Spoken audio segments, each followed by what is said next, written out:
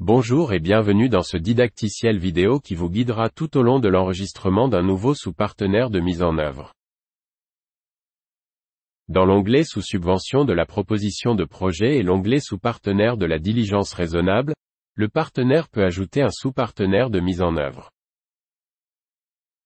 Si le sous-partenaire n'est pas déjà enregistré dans le OneGMS, le partenaire doit l'enregistrer à partir de la page d'enregistrement des sous-partenaires. Il existe deux manières d'accéder à la page d'enregistrement des sous-partenaires. Vous pouvez y accéder soit depuis l'onglet sous subvention de la proposition de projet, soit depuis l'onglet sous partenaire de la diligence raisonnable. Dans l'onglet sous partenaire du formulaire de diligence raisonnable, cliquez ici pour rechercher le sous-partenaire. Recherchez le sous-partenaire dans la fenêtre contextuelle. Si vous ne le trouvez pas, cochez cette case et cliquez sur Ajouter nouveau. Vous serez redirigé vers la page d'enregistrement des sous-partenaires. La deuxième méthode consiste à ajouter un sous-partenaire à partir de l'onglet sous subvention de la proposition de projet.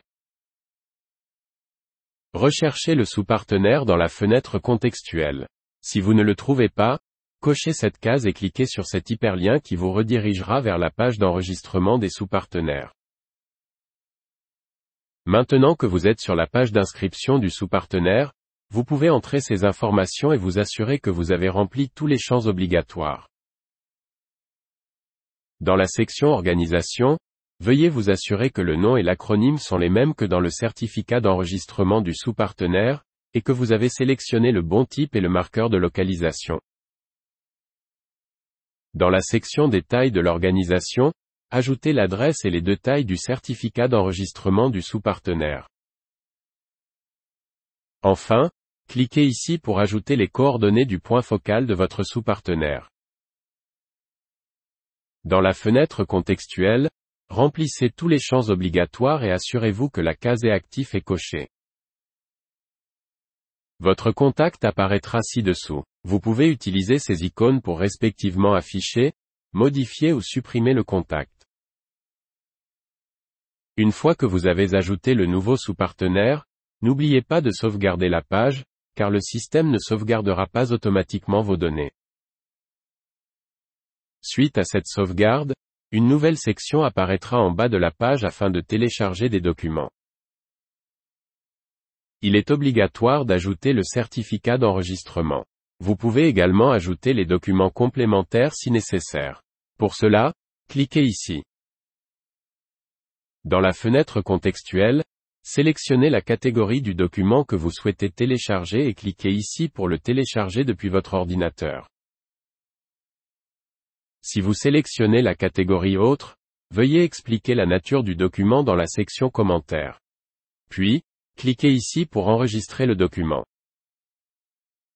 Après avoir cliqué sur Télécharger, une fenêtre apparaîtra. Cliquez sur Quitter ou sur Continuer le téléchargement pour télécharger d'autres documents.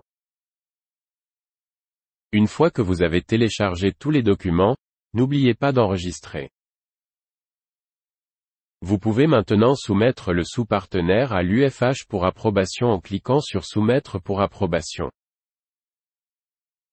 Une fenêtre contextuelle s'affichera. Vous pouvez laisser un commentaire à l'attention de l'UFH. N'oubliez pas de cliquer ici pour enregistrer votre commentaire. Une fois prêt, vous pouvez cliquer sur Oui pour soumettre votre sous-partenaire de mise en œuvre. Après avoir soumis le sous-partenaire de mise en œuvre pour approbation, il sera automatiquement ajouté à l'onglet sous partenaire du formulaire de diligence raisonnable. Veuillez contacter votre UFH pour l'informer qu'un nouveau sous-partenaire de mise en œuvre doit être examiné. Ceci est la fin de notre vidéo sur la façon d'enregistrer un nouveau sous-partenaire. N'hésitez pas à nous contacter si vous avez une question ou un commentaire.